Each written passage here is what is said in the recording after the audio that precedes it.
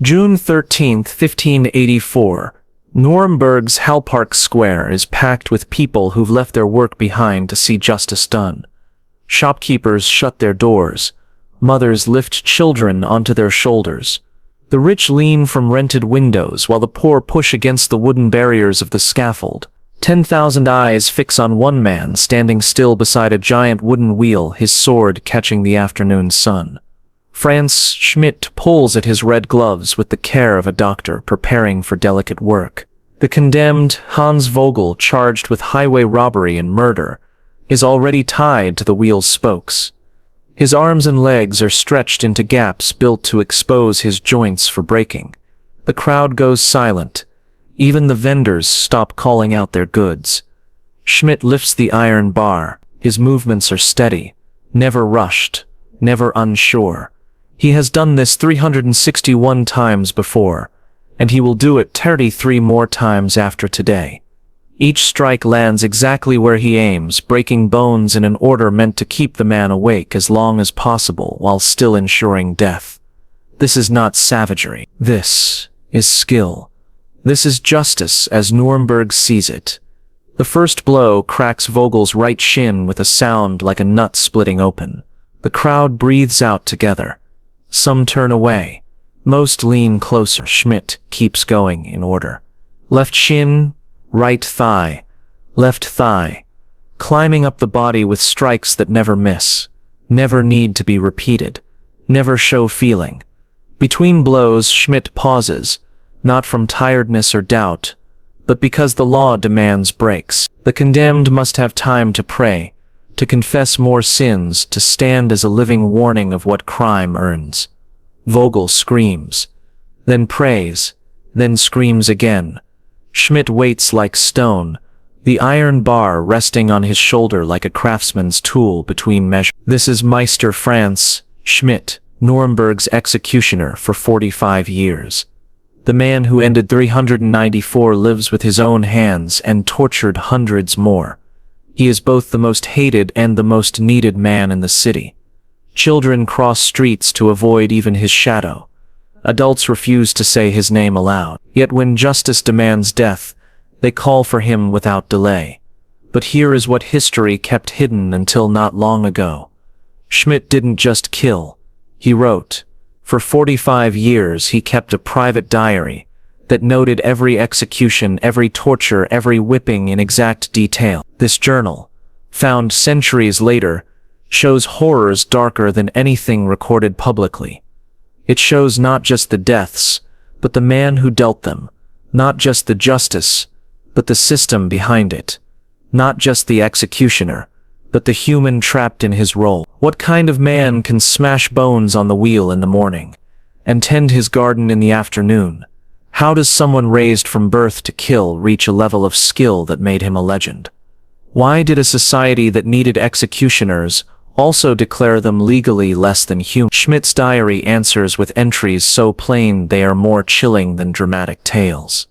Cut off the heads of 3 women who had killed their children, he writes on one date. On another, burned alive a woman who poisoned her husband. No emotion, no judgment, just dates, names, methods, and almost as an afterthought, the crimes that led to those ends. But the diary also uncovers something unexpected. After 45 years of death, after becoming the most famous executioner in history, Frantz Schmidt did the impossible. He changed. From outcast to doctor, from taker of life to giver of healing, from the most despised man in Nuremberg to one declared honorable by the Holy Roman Emperor himself. This is not simply a tale of cruelty. It is the story of a man born into a job that marked him as less than human, who handled death with unmatched skill, who kept records with the calmness of a clerk, and who at last rose above the very work that defined him. We are about to step into the world of medieval justice, where death was spectacle, torture was law, and one man stood in the middle of it all, needed but avoided, necessary yet despised, human yet legally not so. Prepare yourself. The diary of Frantz Schmidt holds pages that will shake everything you think about justice, mercy, and the cost one man paid to serve a city that wanted him but would never accept him. But before we uncover these forgotten stories of cruelty built into the law, if you enjoy learning about hidden sides of history, hit that like button, and subscribe for more, and comment below to share where you're watching from. Heinrich Schmidt never set out to be an executioner. In 1553 he was a woodcutter in Hof, an honest tradesman with a family and a future. Then 3 men came to his door with an offer that wasn't really an offer at all. The town needed an executioner. Heinrich had been chosen. Refusal meant death.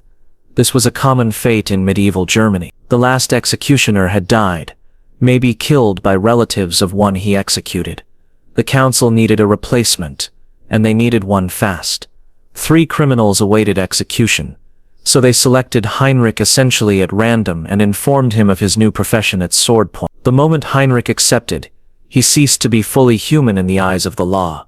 The position of executioner carried a unique legal status, necessary for society's function, but excluded from society itself. He could no longer enter churches through the main door. His money was considered tainted and had to be washed before merchants would accept it. His children could never join guilds, marry respectable citizens, or hold honorable professions. This dishonor was hereditary, passing from father to son like a cursed inheritance. When Frantz was born in 1554, his fate was already sealed. He would never be a merchant, craftsman, or farmer. He would be an executioner, or nothing at all. The infant Frantz entered a world where his family existed in a strange parallel society. They lived in Nuremberg but weren't citizens. They served justice but couldn't receive it. If someone attacked an executioner's family, no court would hear their case. If someone cheated them in business, they had no legal recourse. They were simultaneously inside and outside the law, enforcing it while being denied its protection. The Schmidt family occupied a house on the edge of town, carefully positioned to be accessible when the city needed them, but isolated enough that respectable citizens could avoid contamination. The house itself became a kind of prison, a place where the family could exist without inflicting their presence on others. Young Frantz grew up understanding that other children couldn't play with him. Not wouldn't, but couldn't. Their parents forbade it under threat of beating. He learned to recognize the subtle movements of people avoiding him on the streets, the way conversations stopped when he appeared, the hand gestures meant to ward off evil when they thought he wasn't looking. The psychological impact of this isolation shaped everything about Frantz's early life. He received education.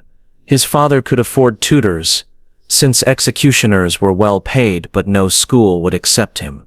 He learned to read and write, unusual for the time, but had no one to correspond with. He developed skills in mathematics and observation, but could never apply them to any respectable trade. His father Heinrich tried to shield him from the worst of society's rejection, but certain incidents were unavoidable. Frantz's diary mentions a childhood memory of attending a festival where he was recognized and forcibly expelled. The crowd didn't just remove him, they performed a ritual cleansing of the space he had occupied, scrubbing the ground with holy water as if his presence had left a physical contamination. By age 10, Frantz understood his future with brutal clarity. He would follow his father's profession because no other path existed. He could flee Nuremberg and try to hide his identity elsewhere, but discovery would mean execution as a vagabond. He could become a criminal, but that would lead him to the scaffold from the other side, or he could accept his fate and master it. What's remarkable about Frantz's early life is not that he accepted his destiny, but that he embraced it with something close to enthusiasm. Where others might have grown bitter or rebellious, Frantz became studious. He began accompanying his father to executions not with reluctance, but with the focused attention of an apprentice learning a craft. Heinrich Schmidt was by all accounts a competent but unremarkable executioner. He performed his duties adequately, neither bungling executions nor showing particular skill, but he recognized something different in his son, an intellect that could turn simple competence into mastery, a precision of mind that could raise execution from crude necessity to something approaching art. The training began when Frantz was 12, not with actual executions but with study, anatomy texts when they could be obtained, observation of livestock slaughter to understand how bodies come apart, practice with weighted swords on pumpkins and cabbages to build the muscle memory needed for decapitation. This wasn't casual preparation, but systematic education in the mechanics of death. The social paradox of the executioner's position became more obvious as France grew. Nuremberg was a free imperial city, proud of its independence and legal sophistication. It needed executioners to maintain order, to show that crime had consequences, to perform the violent theater that reinforced social hierarchy. Yet it despised the very people who provided this service. Executioners were barred from taverns unless they sat in designated areas. They couldn't attend guild meetings, join civic celebrations, or even take communion with other citizens. When they died, they were buried in separate graveyard sections, often outside consecrated ground. Their touch was considered polluting. Their presence was believed to bring bad luck. This wasn't simple superstition, but structured social engineering.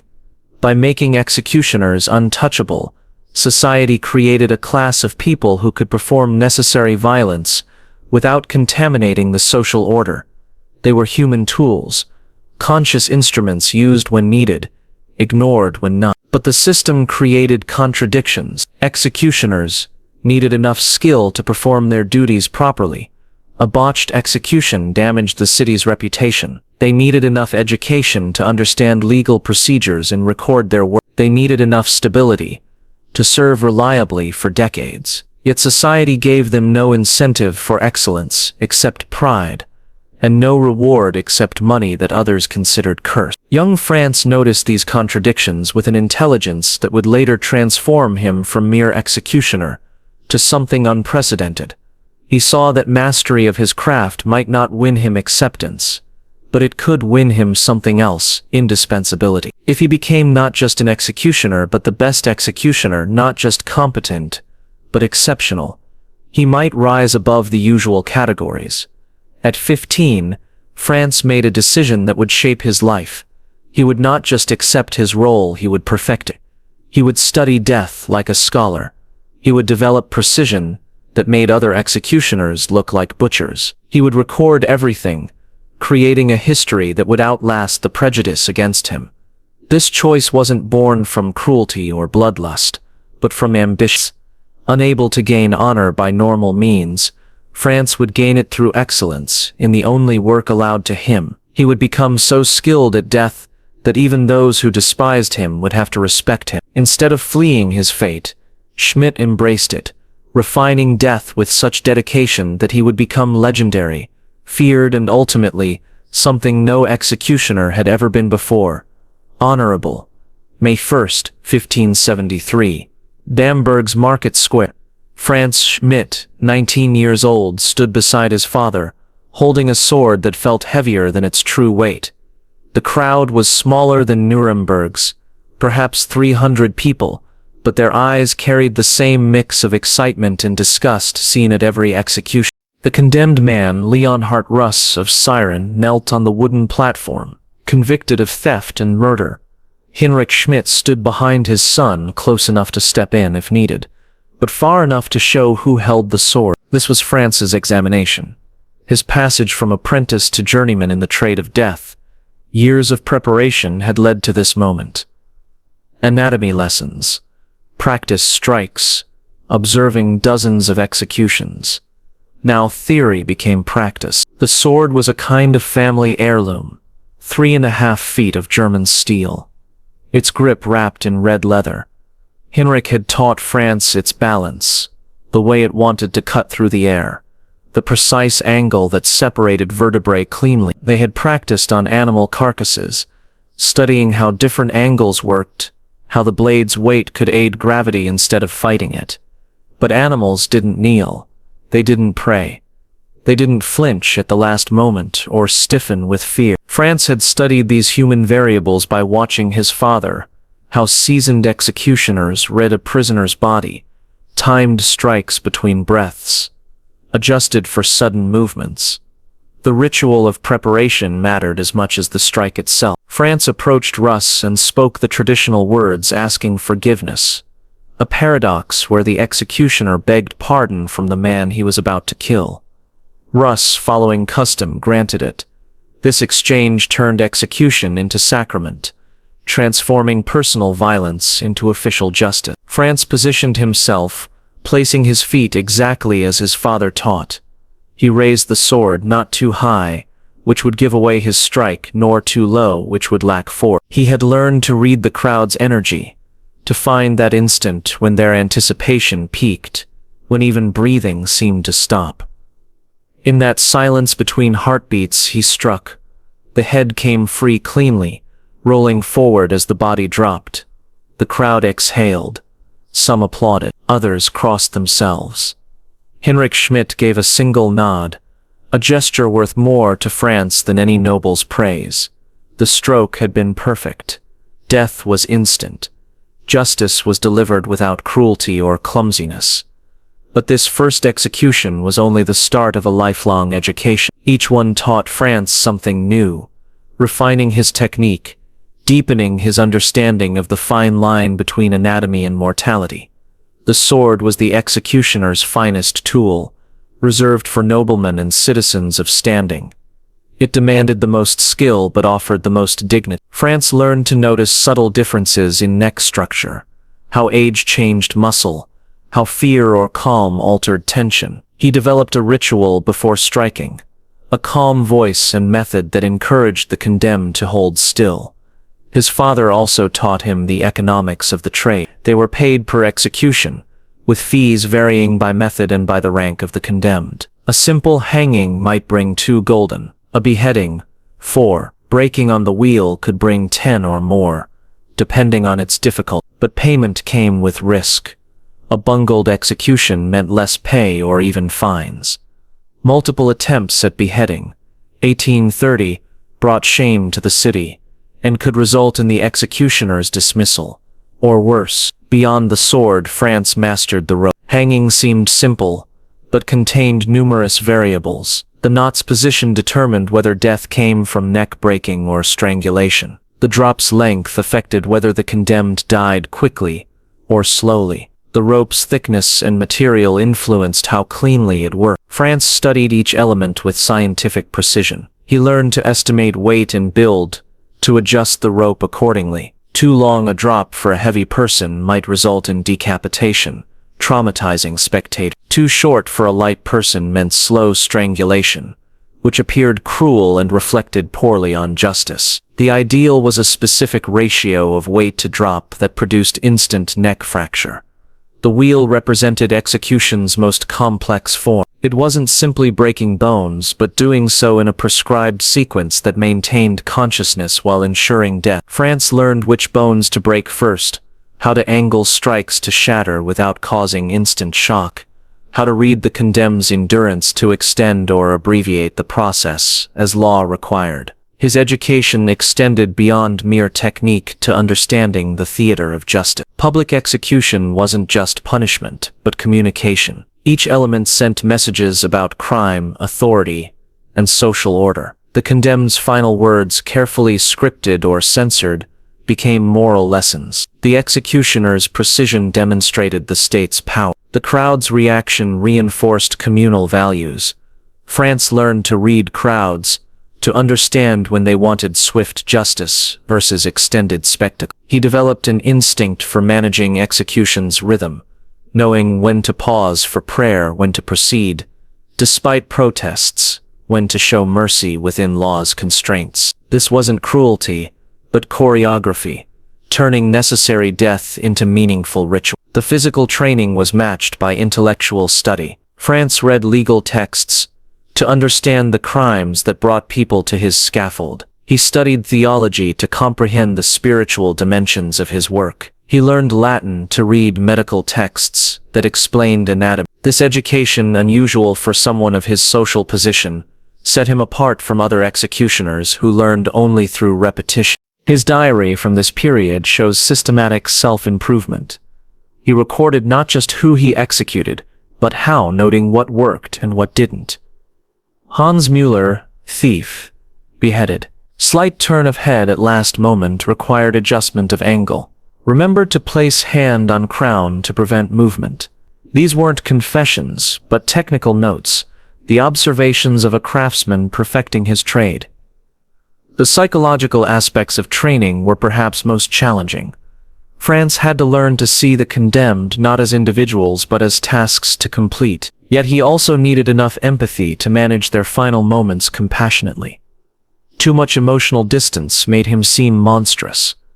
Too little made the work impossible. He developed what modern psychology might recognize as professional compartmentalization. On the scaffold, he was the instrument of justice, performing necessary work without personal involvement. Off the scaffold, he was a son, later a husband and father, tending his garden and maintaining his household. The boundary between these selves had to be absolute for sanity's sake. His father's final lesson came in 1578 when Heinrich retired, passing the position officially to Frantz. The ceremony was simple, a transfer of the executioner's sword before the city council. But Heinrich's words, recorded in Frantz's diary, carried weight. "You have mastered death's mechanics, now master its meaning. Every stroke you deliver echoes through eternity. Make them count." At 24, Frantz Schmidt became Nuremberg's official executioner, the youngest in the city's history. He brought to the position not just competence, but innovation. Where others followed tradition blindly, Frantz questioned and improved.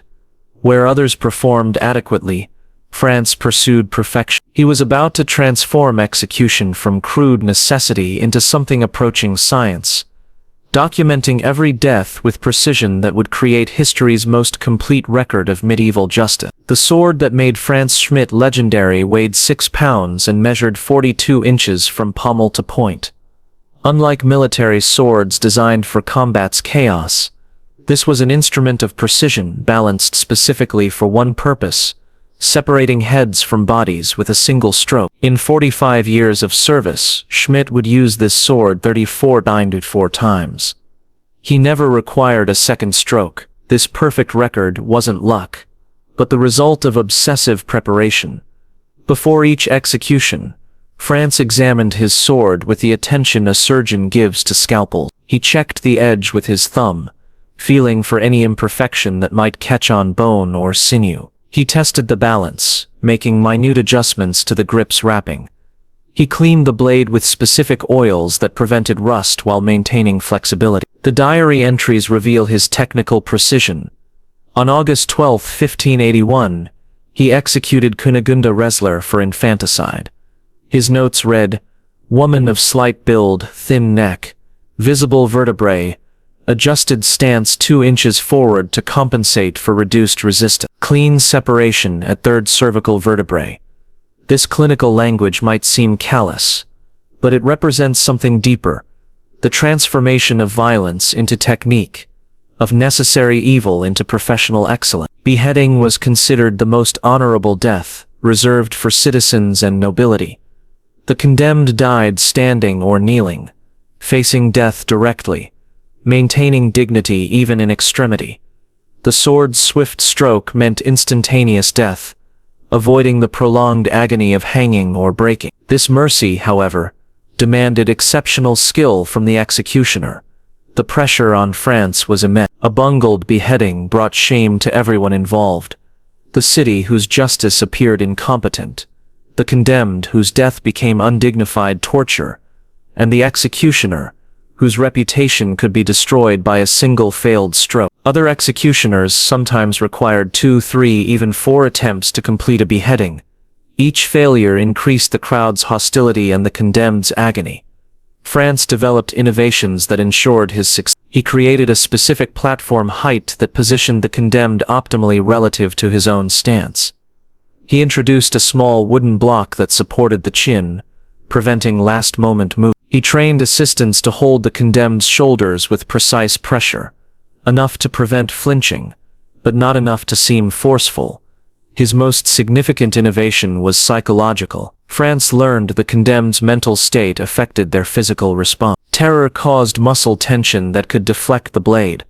Resignation produced relaxation that enabled clean cuts. So he developed a pre-execution ritual that calmed the condemned, speaking to them in low, steady tones, explaining exactly what would happen, removing fear of the unknown. On January 15, 1587, Frantz executed Hans Vogel, a patrician's son convicted of murdering a fellow student. The young man's family had petitioned for beheading rather than hanging, a request granted due to their status. Vogel was 22, the same age as Frantz's own son. The diary notes: young Vogel maintained composure, spoke final words clearly, positioned himself without assistance. Death instantaneous.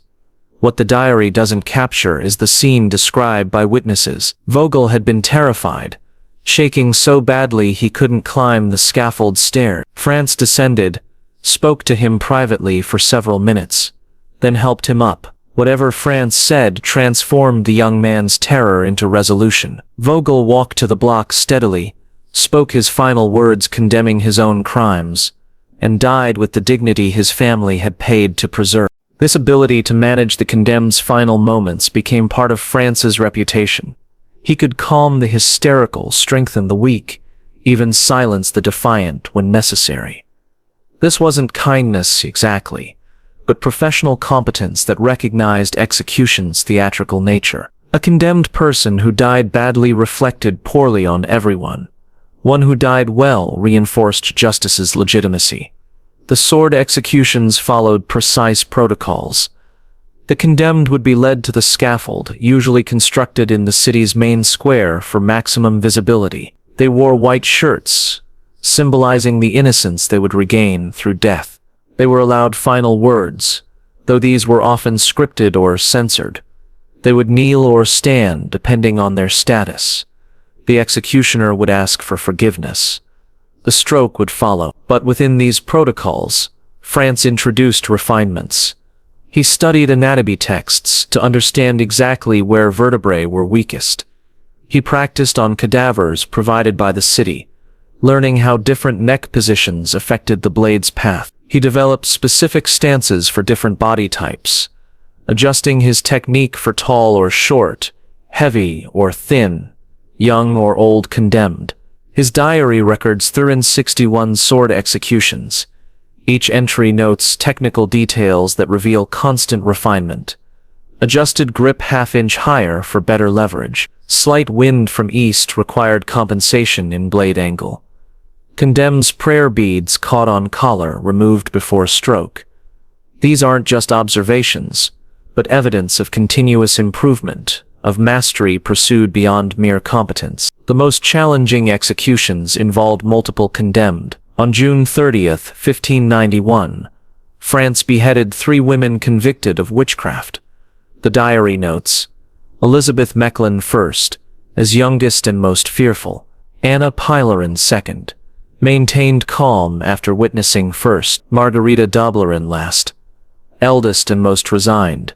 All 3 clean strokes, no delays between. What this clinical description omits is the endurance required. 3 beheadings in succession demanded not just physical strength, but emotional control. The executioner had to maintain focus despite accumulating psychological weight. He had to ignore the crowd's reactions, the blood pooling at his feet, the heads gathered in baskets beside the scaffold. He had to remain precise when repetition might encourage carelessness. Frantz's reputation for perfection spread beyond Nuremberg. Other cities requested his services for particularly important executions. Nobility condemned in nearby territories would petition to have Frantz perform their beheadings, knowing his skill guaranteed dignity in death. He became not just an executioner, but the executioner, the standard against which others were measured. This reputation brought unexpected benefits. While still socially ostracized, Frantz gained a form of respect unusual for his profession. City officials consulted him on legal matters involving capital punishment.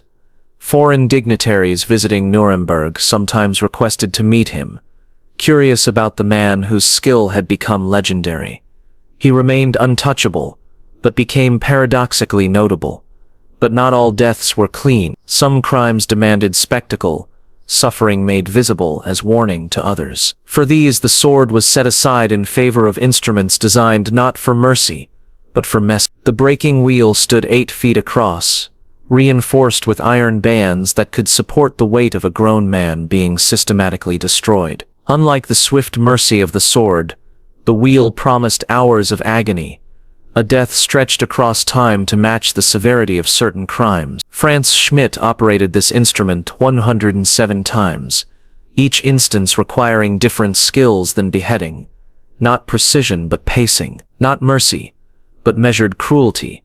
July 18, 1584. The diary entry reads, "Broke with the wheel Hans Müller of Augsburg, who had murdered his master for gold, began with legs, then arms, finally the coup de grace to chest after 2 hours as ordered by council. Large crowd, very quiet." This clinical description conceals the elaborate ritual surrounding wheel execution. The condemned would be tied to the wheel's spokes, limbs threaded through gaps to expose joints. Frantz would use an iron bar to break bones in a specific sequence determined by the crime's severity. Minor criminals might receive the coup de grace immediately, a blow to the heart or neck that ended suffering quickly.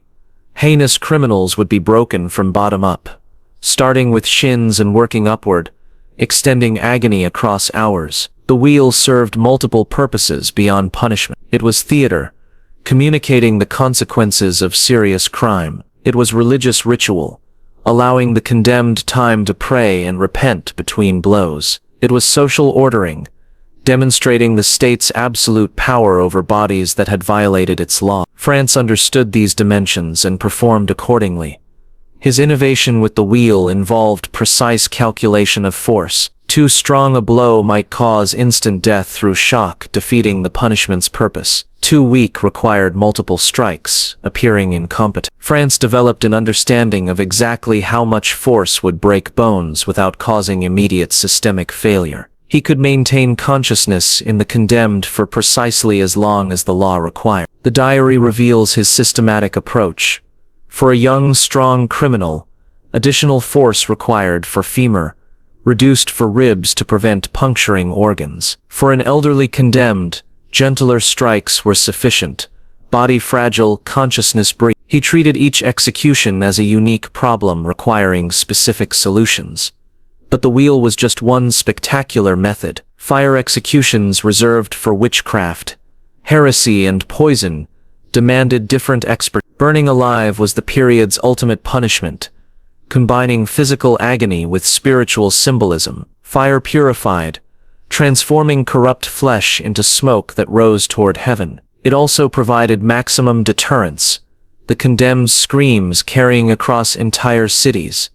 September. France executed Anna Freyen, convicted of murdering her husband with poison. The diary notes, bound to stake at dawn, wood arranged in 2 circles, inner dry for quick ignition, outer green for sustained burning, strangled with cord before full flames as act of mercy permitted by council. This mention of strangulation reveals an unofficial mercy France sometimes provided. While the law demanded burning alive, executioners could discreetly strangle the condemned as flames rose, sparing them the full agony. This required skill, applying enough pressure to cause unconsciousness without visible struggle that might upset officials. France became expert at this hidden kindness, though he never explicitly documented. The arrangement of wood for burning was itself a science. Dry kindling at the base ensured ignition. Larger logs maintained heat. Green wood produced smoke that could suffocate before flames reached flesh. The pyre's construction could mean the difference between minutes and hours of suffering. France studied these variables with the same precision he applied to sword angles. Weather added complexity. Wind could blow flames away from the condemned, prolonging agony. Rain might extinguish fires, requiring reignition while the half-burned victim waited. France learned to read weather patterns, to position pyres for optimal burning, to adjust wood arrangements for conditions. His executions by fire were horrifically efficient. The spectacle of burning attracted the largest crowds. On November 5, 1592, France burned 3 women convicted of witchcraft. The city square filled before dawn. Vendors sold food and protective amulets. Parents lifted children for better views. The atmosphere was part festival, part religious ceremony, part horror show. Frantz's role in these spectacles went beyond mere execution. He was master of ceremonies, managing the event's rhythm. He knew when to pause for prayers, when to allow final words, when to proceed despite protest. He could read crowds, sensing when they wanted swift justice versus extended display. This wasn't cruelty, but crowd control, preventing riots while satisfying public bloodlust. The physical demands of spectacular executions were extreme. Breaking multiple people on wheels required hours of sustained effort. Managing burning pyres in summer heat while wearing formal execution attire tested endurance. Frantz maintained physical conditioning unusual for his era, understanding that exhaustion could lead to mistakes that would destroy his reputation. His diary occasionally hints at the psychological toll. After breaking a young man who had killed his family in rage, Frantz notes, difficult execution. Condemned wept continuously, calling for mother already dead by his hand. Crowd became agitated. Administered grace blow earlier than order. This deviation from protocol suggests even Frantz had limits to the suffering he could inflict. Yet he continued performing spectacular executions for decades, never refusing an assignment, never showing weakness that might suggest unfitness for his role. He developed what modern psychology might recognize as extreme compartmentalization, separating Frantz the executioner from Frantz the man so completely that he could break bodies in the morning and tend his garden in the afternoon. The wheel and fire executions served their purpose. Crime rates in Nuremberg remained lower than comparable cities. The spectacular nature of punishment deterred through fear what law couldn't prevent through surveillance. Frantz's skill ensured these executions achieved maximum impact without descending into chaotic brutality that might generate sympathy for criminals. But women faced unique punishments designed not just to kill but to humiliate, to reinforce gender hierarchies through specialized cruelty. The Pegnitz River ran through Nuremberg like a moral boundary, and on March 14, 1576, it became an execution chamber. Anna Ferens stood on the bridge bound in a sack with 3 living creatures, a dog, a rooster, and a snake. This was the poena colli, reserved for women who committed infanticide, a crime that inverted natural order so completely it demanded symbolic punishment to match. Frantz Schmidt, supervised as assistants, sealed the sack with precise knots he had specified. Too loose and the condemned might escape. Too tight and death would come from suffocation rather than drowning, defeating the punishment's purpose. The animals weren't random choices but symbols, the dog representing shamelessness, the rooster unnatural behavior, since they sometimes eat their young, and the snake representing evil itself. The diary entry is characteristically clinical. Anna Perrin of Nuremberg for murdering her newborn daughter, sewn in sack with animals as prescribed. Sank immediately, body recovered after 3 days downstream. But witness accounts provide details Frantz omitted. Anna screams as the animals panicked inside the dark sack, clawing and biting in their terror. The crowd's mixture of satisfaction and horror. The long minutes before bubbles stopped rising. This specialized drowning was just one of many gender-specific punishments Frantz administered. Women faced execution methods that men never encountered. Punishments designed not just to kill but to inscribe moral lessons on female body. These methods reflected beliefs about women's nature, their crimes and their place in social hierarchy.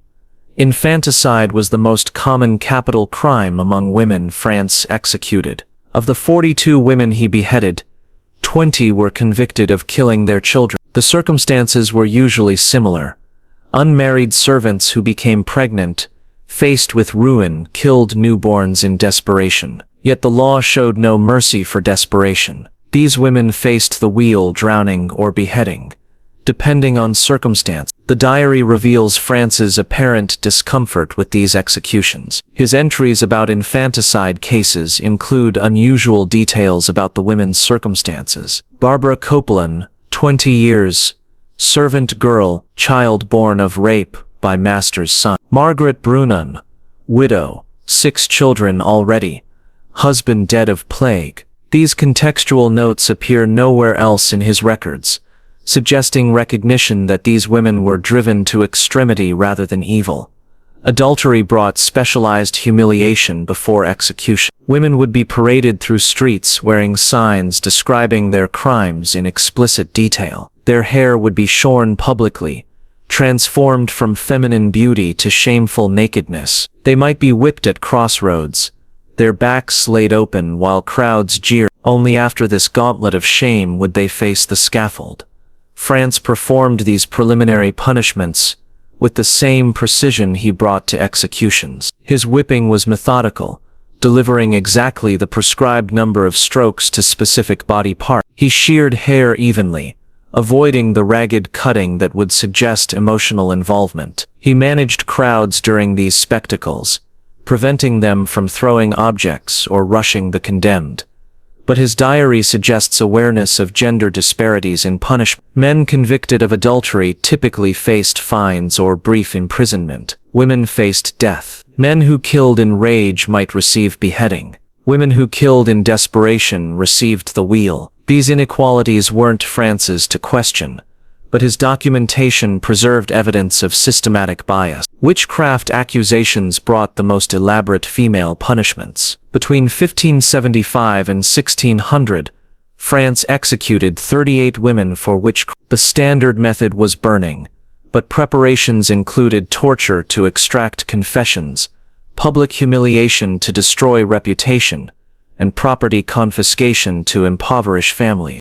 The diary entry for July 28, 1590, describes executing 3 generations of women from one family. Burned Anna Eberlein, aged 60, then her daughter Catherine, aged 38. Finally, granddaughter Margaret, aged 17. All confessed to witchcraft after questioning. Large crowd, much satisfaction at rooting out evil. What this spare description omits is the horror of forcing women to watch their mothers and daughters burn before facing the same fate.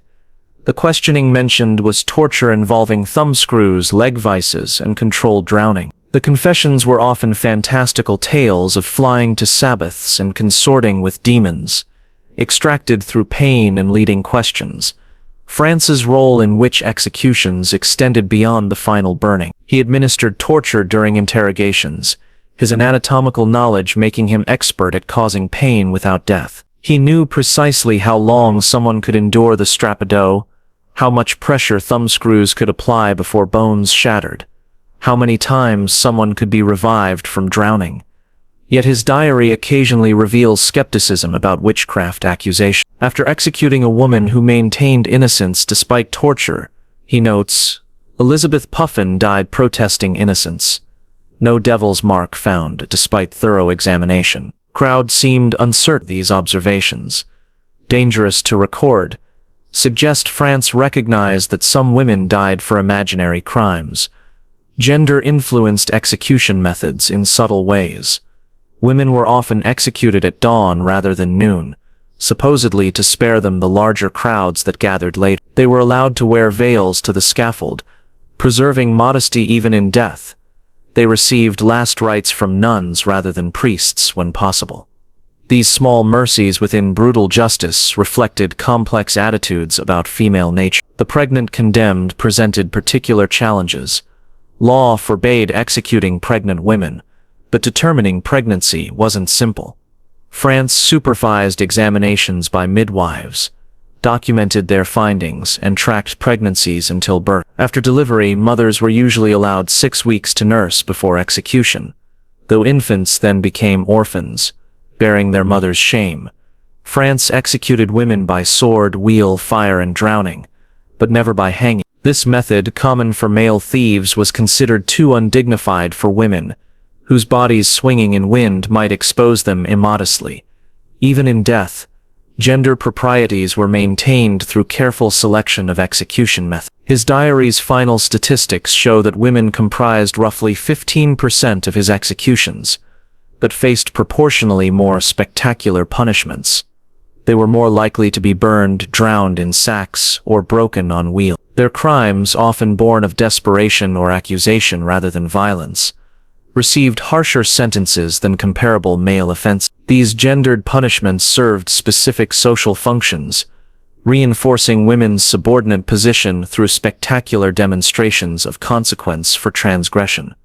Every woman watching another woman burn for witchcraft learned the price of nonconformity. Every servant girl seeing an infanticide drowned knew the cost of sexual vulnerability. The executions were lessons written in female blood for female audiences. Public execution in Nuremberg wasn't chaos, but carefully orchestrated state theater, and Frantz Schmidt was its principal performer. Every execution served multiple functions: punishment for the criminal, deterrence for potential criminals, entertainment for the masses, and most importantly, demonstration of the city council's absolute authority over life and death. Nuremberg in the late 16th century was a free imperial city, meaning it answered directly to the Holy Roman Emperor rather than local nobility. This independence required constant vigilance against both internal disorder and external threat. Public execution became a tool of statecraft, showing citizens and rivals alike that Nuremberg maintained iron control over its population. The city council treated executions as investments in social order. They allocated substantial funds for scaffold construction, crowd control, and the executioner's salary. Frantz Schmidt earned 60 gulden annually, plus additional payment per execution, making him wealthier than most craftsmen despite his parish status. This seeming contradiction, paying well someone society despised, reflected execution's importance to governance. Execution days were carefully scheduled civic events. Minor criminals might be hanged on regular market days when crowds already gathered. Major executions warranted special scheduling, announced weeks in advance to ensure maximum attendance. The council understood that execution's deterrent effect required witnesses. A criminal dying unseen served no political purpose. Frantz's role extended beyond mere execution to entire production management. He coordinated with carpenters building scaffolds, ensuring structures could support both equipment and crowds pressing against barriers. He worked with city guards planning crowd control, identifying potential trouble spots where riots might start. He consulted with clergy, arranging spiritual preparation, timing prayers and final rites to maintain ceremonies' rhythm. The scaffold's location itself carried political meaning. Most executions occurred in the Hauptmarkt, Nuremberg's main square, surrounded by symbols of civic power: the beautiful fountain, representing prosperity, the Frauenkirche, representing divine approval, and the city hall representing temporal authority. Criminals died at the literal center of civic life, their deaths witnessed by architecture, embodying what they had violated. Different crimes warranted different execution locations, each sending specific messages. Traitors died near city gates, warning visitors that betrayal brought death. Thieves died near markets they had robbed. Blasphemers died within sight of churches they had profaned. Frantz transported his equipment across the city, adapting his performance to each venue's particular requirements. Weather added complexity to execution's statecraft. Rain might reduce crowds, diminishing deterrent effect. Extreme heat could cause spectators to faint, creating disruption. Wind affected hanging ropes and burning pyres. Frantz learned to adapt performances to conditions, sometimes recommending postponement when weather might undermine execution's political purposes. The condemned's final words were politically managed. They were encouraged to confess guilt, praise justice, and warn others against crime. Those who refused faced having their tongues torn out or their mouths gagged. Final speeches that criticized authority or proclaimed innocence were forbidden. Frantz enforced these restrictions, sometimes physically preventing unauthorized words from being spoken. Yet, within these constraints, Frantz developed a reputation for allowing condemned dignity within prescribed limits. He would coach them on acceptable final words that expressed personal messages within political requirements. A man could declare love for his family if he also acknowledged his crimes. A woman could pray for her soul if she also praised the court's wisdom. Foreign visitors often attended Nuremberg executions, and their impressions affected the city's international reputation. France's precision and professionalism reflected well on Nuremberg's governance. Bungled executions by less skilled executioners in other cities became diplomatic embarrassment. Nuremberg's council knew that every clean sword stroke, every efficiently managed hanging enhanced their city's standing. The economic dimensions of execution were substantial. Crowds brought commerce, tavern revenues, food vendors, and accommodation for rural visitors. Major executions could generate economic activity equivalent to minor festivals. The council balanced these benefits against disorder risks, sometimes limiting access to execution sites to prevent dangerous overcrowding. Confiscated property from executed criminals funded various civic projects. France maintained detailed inventories of condemned possessions, ensuring nothing escaped state seizure. These goods would be auctioned, proceeds supporting everything from poor relief to fortification maintenance. Execution literally built city infrastructure. The religious dimension intertwined with political necessity. Execution was understood as divine justice implemented through human instruments. Clergy blessed scaffolds before use, transforming them from mere platforms into sacred spaces where God's will manifested. France's role as executioner made him simultaneously God's instrument and society's untouchable, a paradox reflecting execution's theological complexity.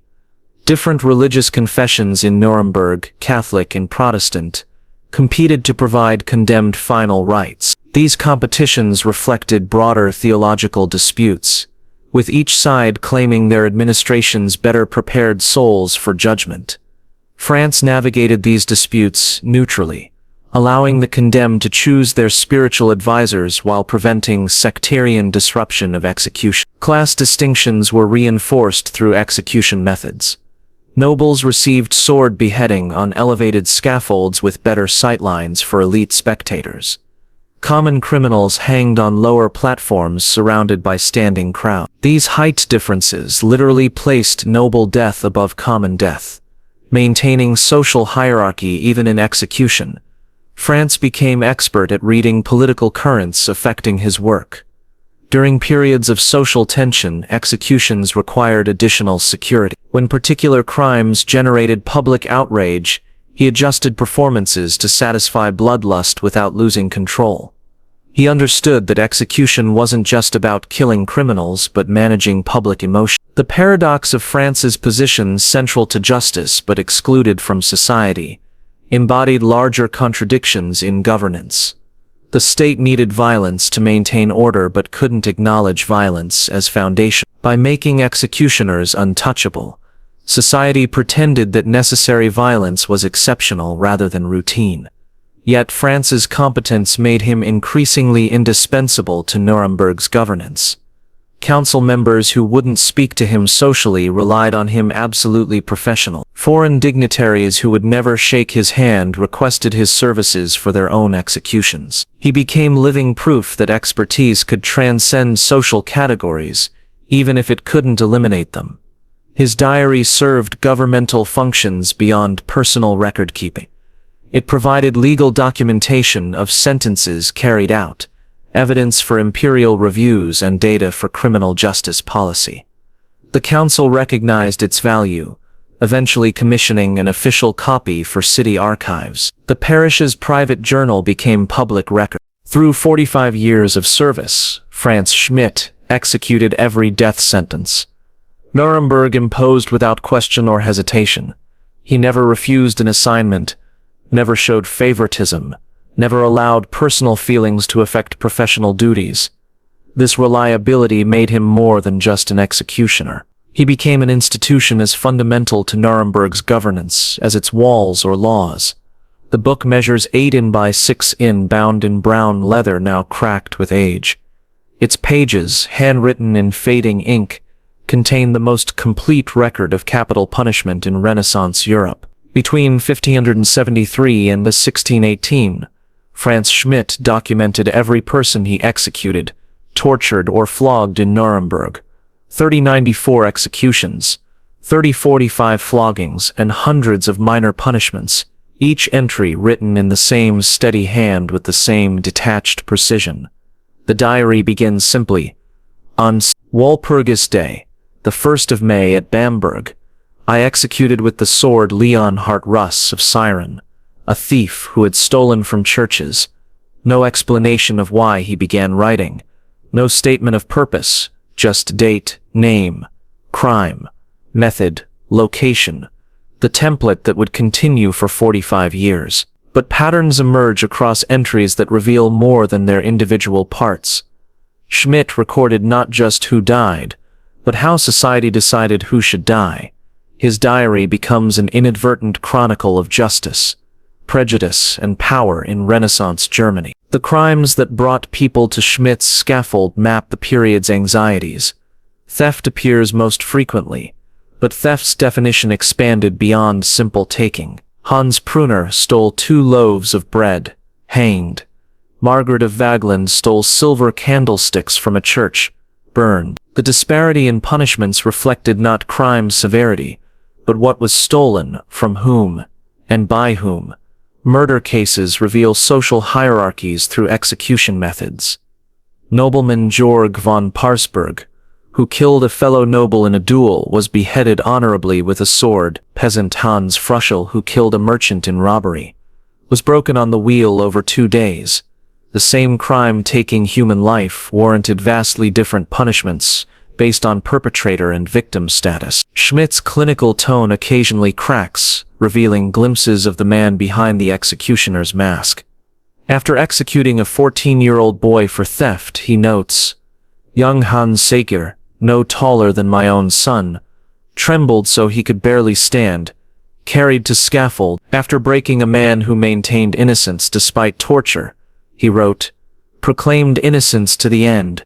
Crowd grew quiet." These deviations from formulaic entries suggest Schmidt's awareness that justice wasn't always just, yet he never explicitly criticizes the system he served. His role was implementation, not judgment. The diary records what was, not what should be. Patterns in the diary reveal execution clusters corresponding to social crises. During plague years, executions for theft increased as desperation drove crime. During religious conflicts, heresy executions spiked. During economic downturns, infanticide cases multiplied as women couldn't support children. The scaffold became society's pressure release, eliminating those who threatened order when order was most fragile. Serial killers appear in Schmidt's record, with disturbing frequency. Christoph Freschel, who murdered 6 travelers for their goods, was broken on the wheel from bottom up. Nickel Steller, who killed 3 women after assaulting them, was dragged to execution on a hide, then broken. These cases generated enormous crowds and required extra security, their spectacular punishments serving as cathartic releases for communal terror. The diary documents execution innovations. Schmidt introduced traditional hanging used fixed nooses that strangled slowly. Schmidt developed a sliding knot that broke necks instantly when properly positioned. Traditional wheel breaking was random. Schmidt systematized the sequence for maximum effect with minimum unnecessary suffering. Women appear in the diary with depressing regularity, their crimes often born of desperation rather than malice. Anna Boom, abandoned pregnant by her employer's son, killed the newborn, drowned. Barbara Fisher, beaten regularly by her husband, poisoned him, burned. These entries, recording only crimes and punishments, inadvertently document systematic female vulnerability. Children weren't exempt from Schmidt's scaffold. The youngest he executed was 13, a girl who had allegedly poisoned her mistress. The diary notes, "Only showed courage unexpected for her years." This sparse description haunts more than elaborate detail would, forcing readers to imagine a child maintaining composure facing death. Religious executions reveal period prejudice. Jews faced execution for crimes that brought Christians only fines. Anabaptists died for beliefs. Catholics and Lutherans held without consequence. The diary documents these disparities without comment, its silence speaking volumes about accepted injustice. Schmidt recorded not just executions, but the entire punishment spectrum, floggings for minor theft, brandings for repeat offenses, ear cropping for fraud, tongue removal for blasphemy. His comprehensive documentation reveals justice as graduated violence, calibrated to crime severity and criminal status. The physical diary itself tells a story. Early entries are cramped, uncertain, as if Schmidt wasn't sure he should be right. Middle years show confident penmanship, entries flowing easily across pages. Final years return to cramped writing, but from age rather than uncertainty. The hand trembling slightly, letters less precisely formed. Marginalia appears occasionally, notes added years after original entries. Next to a woman executed for infanticide, child later found alive with relatives. Next to a man hanged for theft, true killer confessed before own death. These additions suggest Schmidt tracked his execution's aftermath, perhaps troubled by irreversible mistakes. The diary's most disturbing aspect is its normality. Entries appear between notes about purchasing vegetables and repairing his roof. Executions are recorded with the same matter-of-fact tone as weather observations. Death became routine, scheduled between domestic tasks, stripped of extraordinary nature through repetition.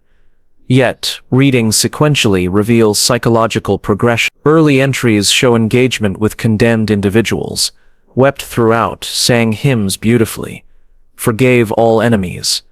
Later entries become purely factual: name, crime, method. The emotional distance increases with experience, a protective coalescing against accumulative trauma. Schmidt occasionally documented unusual events: a rope breaking during hanging, requiring re-execution; a condemned man reviving after hanging, legally requiring release since God had clearly intervened; a woman giving birth on the scaffold moments before execution; the baby taken to orphanage, the mother then hanged. These anomalies disrupted execution's routine, forcing recognition of its human cost. The diary's final entry, dated April 30th, 1618, records Schmidt's last execution: Georg Karl, a murderer, beheaded with the sword. No indication this was his finale.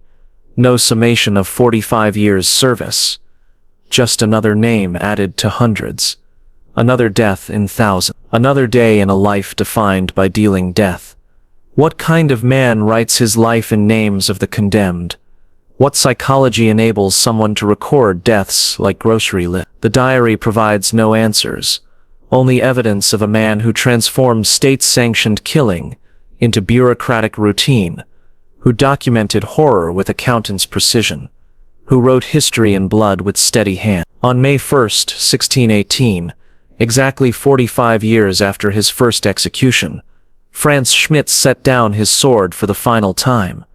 He was 64 years old, had executed 394 people, and had achieved something unprecedented in his profession: retirement with honor, rather than death or disgrace. But what followed retirement was even more extraordinary. The executioner became a healer. The transformation didn't happen suddenly. Throughout his career, Schmidt had developed medical knowledge through grim necessity. Executioners traditionally served as healers in German cities, their anatomical expertise making them valuable despite their pariah status. Who better understood the body than someone who had taken it apart hundreds of times? Schmidt's medical practice began while still execution. People seeking cures for conditions regular physicians couldn't treat would visit his house after dark, entering through back doors to avoid being seen.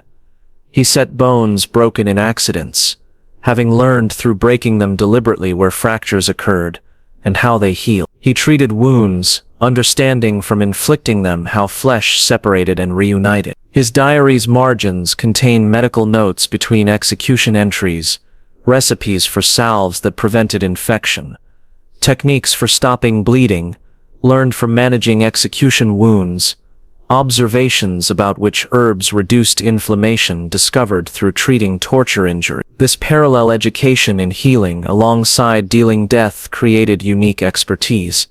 The anatomical knowledge gained through execution exceeded what most physicians possessed.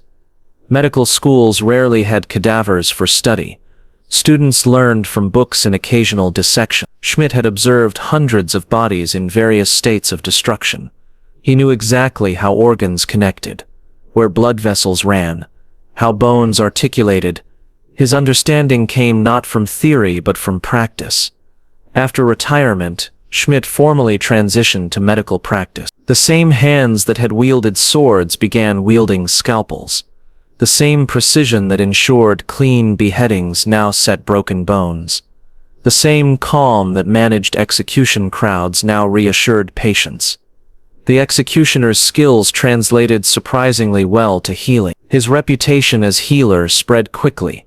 Where physicians prescribed bloodletting and prayer, Schmidt offered practical treatments based on anatomical understanding. He could diagnose internal injuries by external signs. Having seen bodies opened by torture, he could predict infection patterns. Having observed them countless times, his success rate exceeded university-trained doctors. Wealthy citizens who would never have acknowledged him as executioner sought him as physicians. They entered his house through front doors now, openly rather than secretly. They paid him substantial fees for treatments that worked when conventional medicine failed. The same social barriers that had excluded him as executioner began crumbling before his medical competence. Schmidt specialized in treating conditions other physicians avoided, compound fractures that typically led to amputation. He could sometimes save through precise bone setting. Wounds that wouldn't heal he treated with techniques learned from managing execution injury. Chronic pain from old injuries he addressed through manipulation methods, discovered through causing similar damage. His medical notebook, separate from the execution diary, reveals a systematic approach to healing. Patient symptoms recorded with the same precision as execution details. Treatment outcomes tracked across months. Successful remedies documented for replication. Failed treatments analyzed for improvement. The executioner's methodical nature served medicine well. Children who had fled his approach as executioner now came for treatment. He developed gentleness with young patients, perhaps compensating for years of necessary hardness. Parents noted his patience, his ability to calm frightened children.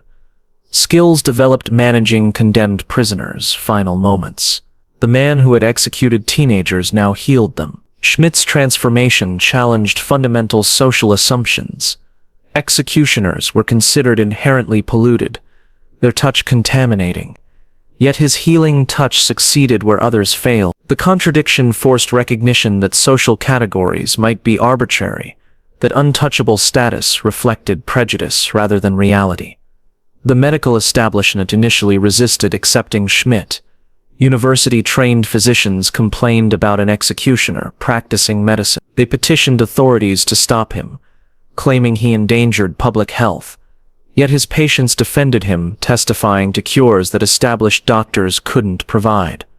Results trumped credentials. In 1621, 3 years into retirement, Schmidt achieved something previously impossible for an executioner's family.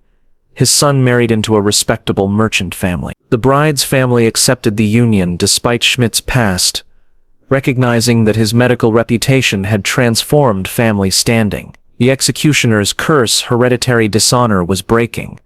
But the ultimate validation came in. Emperor Ferdinand II issued an imperial decree declaring Frantz, Schmidt, heir honorable. This wasn't just personal recognition, but legal transformation. Schmidt and his descendants were freed from executioner stigma, granted full citizenship rights, welcomed into a society that had excluded them for generations. The imperial decree cited Schmidt's long and faithful service to justice and his considerable contributions to public health through medical practice. It acknowledged that someone could transcend inherited dishonor through personal excellence. The document, preserved in Nuremberg's archives, represents unprecedented social mobility in a rigidly hierarchical society. Schmidt received the decree in Nuremberg City Hall, the same building where he had received death warrants for city councilors who had employed him as executioner now congratulated him as citizen. The transformation was complete, from untouchable to honorable, from dealer of death to preserver of life. His final years were spent quietly practicing medicine, tending his garden and occasionally consulting on difficult legal cases. Former executioners from other cities wrote seeking advice on managing their profession's burden. He responded with practical suggestions and, perhaps more importantly, proof that executioners weren't forever bound to their roles. Schmidt died on September 20. His funeral attracted hundreds of mourners, including many he had healed, and surprisingly, families of some he had executed. They recognized that he had performed necessary duties with uncommon dignity, had transformed suffering into knowledge, had redeemed a cursed life through service. The burial location itself marked his transformation, not in the executioner's section of the cemetery outside consecrated ground, but in the regular cemetery among respectable citizens. His gravestone, now lost, reportedly read, "Here lies Frantz Schmidt, who served justice and mercy with equal dedication." His son continued the medical practice, free from executioner stigma. His daughters married into merchant family. His grandchildren became full citizens, their grandfather's profession a historical curiosity rather than inherited shame. The family curse that began with forced conscription ended with imperial recognition. Schmidt's journey from executioner to healer revealed possibilities within rigid social structures. He proved that excellence could transcend prejudice, that someone could transform their fundamental social identity through sustained competence and service. He didn't just change profession, he changed the meaning of his entire life. We return to that June day in 1584, to Nuremberg's Hauptmarkt, where Hans Vogel dies on the wheel under Franz Schmidt's precise blows. The crowd that watches doesn't know they're witnessing history. They see just another execution, another criminal receiving justice, another day in the violent theater of Renaissance law. But we now know what they couldn't, that the man breaking bones with mechanical precision would one day set them with equal skill, that the hands dealing death would become instruments of healing, that the pariah managing this brutal spectacle would die an honored citizen, mourned by the city that once couldn't bear his touch. Franz Schmidt embodied the Renaissance paradox more completely than any artist or scholar. His life bridged medieval brutality and early modern rationality. He was simultaneously the Dark Age's last executioner and the Enlightenment's first empirical observer of judicial death. He represented both continuity with the barbaric past and evolution toward a more systematic future. The diary he left behind does more than document executions. It preserves a complete worldview where death was justice, suffering was education, and violence was order. Every entry represents not just an individual death, but societal decisions about who deserved to die, how they should die, and what their death should mean. 94 executions, each one approved by authorities, witnessed by crowds, considered necessary for social stability. Schmidt didn't create this system. He perfected it. He transformed crude necessity into precise ritual, random violence into measured justice, passionate revenge into dispassionate process. Yet within this brutal system, Schmidt maintained humanity that circumstances should have destroyed. He allowed dignity to the condemned within law's constraints. He minimized suffering when possible. He recorded injustices even if he couldn't prevent them. He transformed execution from butchery into something approaching professionalism. His precision with the sword, never requiring a second stroke in 45 years, wasn't just technical skill, but moral commitment. Every clean death was a mercy within mandated cruelty. Every properly managed execution prevented the chaos that might generate sympathy for criminals. Every documented detail preserved truth about Renaissance justice for future judgment. The transition from executioner to healer seems extraordinary until we recognize the continuity. Both roles required anatomical knowledge, emotional control, and ability to manage human extremity. The executioner who guided people through death was well prepared to guide them through medical crisis. The man who understood how bodies broke, understood how they healed. Uriel Israel an imperial honor in 1624, changed more than his personal status. It established that inherited dishonor could be overcome, that social categories weren't immutable, that excellence could transcend prejudice. His transformation from untouchable to honorable created precedent for social mobility in a rigidly stratified society. But perhaps Schmidt's greatest achievement was the diary itself. By documenting every execution with clinical precision, he preserved evidence of Renaissance justice that authorities might prefer forgotten. Every entry testifies to legal violence that maintained social orders. Every name records someone whose death was considered necessary for civilization's continuation. Reading the diary today, we confront uncomfortable truths about justice and necessity. Schmidt's society needed executioners but despised them. It required violence but denied its centrality. It demanded death but considered those who delivered it polluted. These contradictions reveal justice as structured hypocrisy, maintaining order through violence while pretending violence is exceptional. Modern readers might condemn Schmidt for participating in such a system, but condemnation requires imagining alternatives that didn't exist. Born into hereditary dishonor, forbidden other professions, faced with execution himself if he refused his role, Schmidt had no choices we would recognize as free. He could perform poorly or well, cruelly or professionally, carelessly or precisely. He chose excellence within constraints. His 45 years of service coincided with unprecedented changes.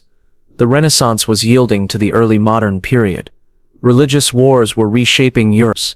Scientific revolution was challenging medieval worldviews. Through it all, Schmidt stood on his scaffold, dealing death with steady hand. While the world transformed around him, the crowds that gathered for executions saw justice performed. Schmidt saw something different, humanity at its worst, and occasionally its best. He saw courage in the condemned facing death. He saw cruelty in crowds celebrating suffering. He saw hypocrisy in authorities who ordered deaths they couldn't perform themselves. He saw it all and recorded it without judgment, creating history's most complete record of capital punishment. For 45 years, he took life. For 17 years, he gave it back. This wasn't redemption exactly.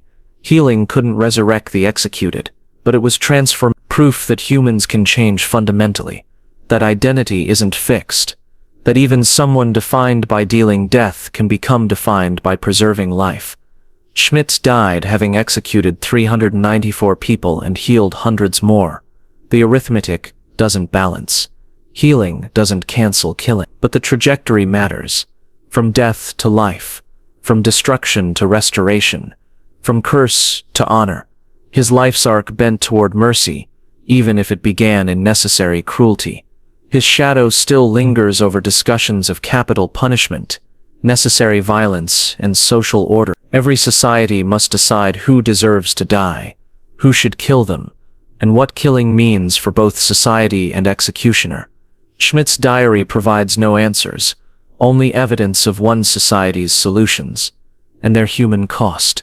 The scaffold in Nuremberg's Hauptmarkt no longer stands. The breaking wheel has become a museum piece. The executioner's sword hangs behind glass. But the questions Schmidt's life raises remain urgent. How does society manage necessary violence? Who performs acts everyone requires but no one wants to acknowledge? What is the cost for individuals and communities of maintaining order through death? Frantz. Schmidt spent 45 years at the intersection of law and death, justice and cruelty, necessity and horror. He was history's most prolific executioner, and its most meticulous documentarian of judicial killing. He was a pariah who achieved honor, a dealer of death who became a healer, a man trapped by hereditary curse who broke free through excellence. For 45 years he was the state's knife, cutting away what society deemed cancerous. For 17 years he was medicine's hand, healing what could be restored. His life reminds us that history's bloodiest men were sometimes its most necessary, that those who served justice's darkest requirements deserve recognition for their service, even if we recoil from what that service required.